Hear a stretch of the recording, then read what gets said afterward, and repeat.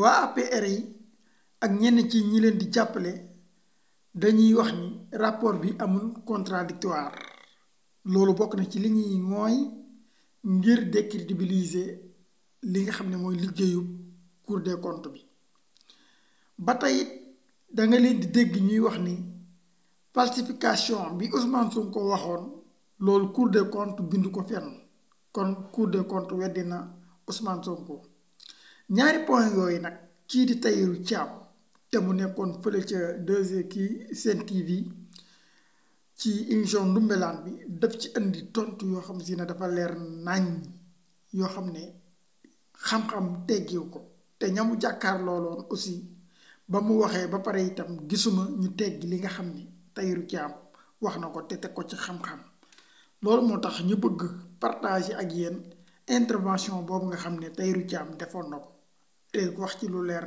nañ wane ne falsification am na argumenté ko mu leer nañ wane itam ne li nga xam ne mooy contradictoire am na te itam argumenté na ko mu leer nañ kon nañu déglu Tahirou Thiam. Tu n'as pas démenti. Il n'y a pas de démenti. Ça veut dire que moi, tout à l'heure, bon, ça c'est un débat secondaire, c'est un débat accessoire. Te jàpp naa ne situation réew mi fu mu toll actuellement, on peut bien se passer de l'accessoire et parler du principal. Principal bi mooy lan, il y a un rapport qui a été publié par la Cour des comptes normalement te ñuy wax ne ñuy fàttali rek ne dëkk yu bokk ci UEMOA yëpp li état du Sénégal def dañu am obligation def ko donc c'est pas une particularité du Sénégal, c'est pas une particularité de l'état du Sénégal, c'est une obligation de l'ensemble des pays membres de l'UEMOA. Le code de la transparence. Sénégal transposé ko ci loi am ci code de transparence de la gestion des finances publiques. Maintenant accessoirement également ñi ngi wax rapport bi waxul falsification waxul maquillage etc. Néné Aïcha, le rapport a été même beaucoup plus clair que cela à mon avis. Quand on te dit sur les rattachements budgétaires par exemple ñi xam les règles comptables ñu ne yow li ngay am li ngay liggéey ci at ci une année budgétaire ci année budgétaire boobu nga ko war a comptabiliser nga jël année budgétaire bi nga xamante ne moo topp ci année budgétaire bi nga war a saytu yow nga jël recette yi nga xamante ne am nga ko fa nga dugal ko ci année budgétaire bi weesu loolu dafa am loo ci jublu li nga ci jublu mooy lan mooy wàññi le déficit budgétaire. Ça c'est de la falsification. Je pense qu'on est d'accord, Bachir. Est-ce qu'on est d'accord? Parce qu'il faut aussi qu'on soit débat bi ñu wàccee ko ñu bañ ko compliquer. L'ensemble des Sénégalais qui dama ne ko wax ni Bachir, on a reproché yow ñuy ngay traiter l'année 2023. 2023 lañ ne. 2024 ñëwagul.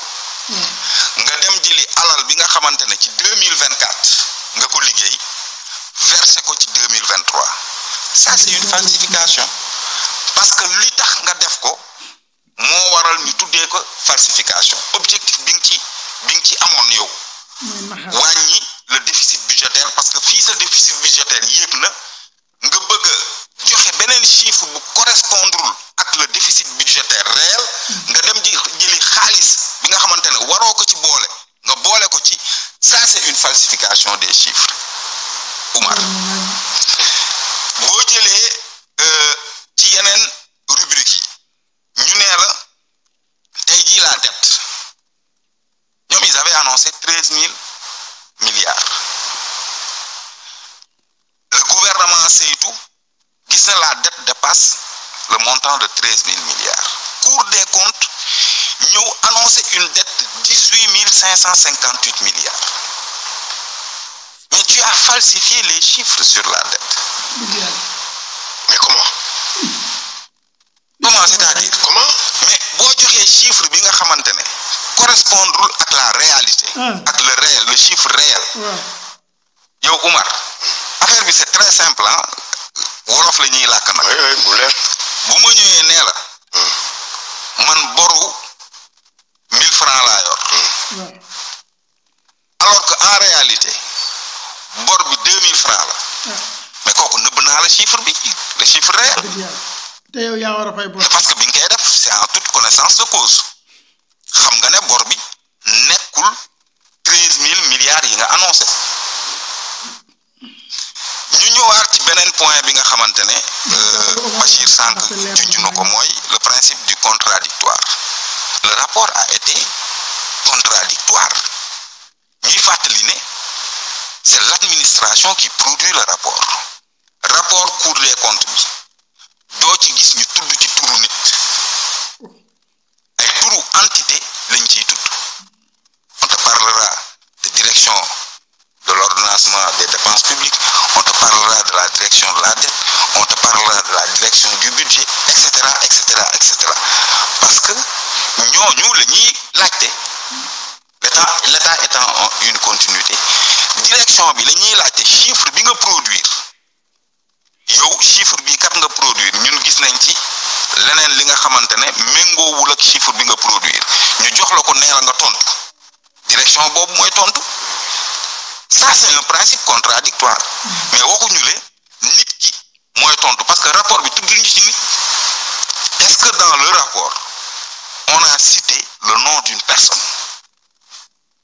On a cité des directions, on a cité des institutions, ministère des Finances, direction nangam, direction des douanes, direction des impôts et domaines.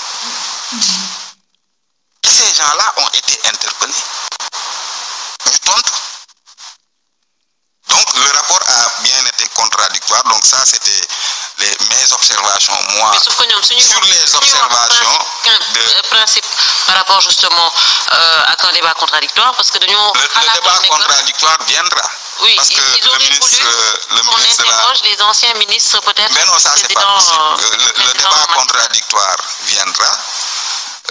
Mais le rapport à coup sûr, le débat contradictoire personnifié viendra bu rapport bi jàllee ci beneen étape parce que y a eu quand même audit bi ñu def contrairement à foofu laa d'accordul ak sama frère li mu wax mooy nit ñi dañu war a jàll ci leneen ah non audit dafa war a am lu mu jëriñ quand même et il faut en tirer toutes les conséquences que ça soit des conséquences administratives mooy cité ngeen exemple yi nga xamante ne ministre yi joxe nañ ko on va réformer on va faire ceci on va faire cela on va digitaliser yooyu c'est les conséquences administratives tirées de l'audit qui a été réalisé mais il y a également d'autres conséquences yi nga xamante ne mais war nañ ko tirer ci rapport bi notamment les conséquences juridiques yi nga xamante ne war na ci am yooyu am na yeneen kuréel yi nga xamante ne kon jàpp naa ne leer na nañ wax dëgg yàlla ci man de Tahirou li mu expliqué leer na nañ ci man ndaxte jàngal na ma ci moo di ne contradictoire am na contradictoire bi nag ni mu amee moo di ne Cour des comptes li mu doon liggéey ciblewul ay nit waaye ay barab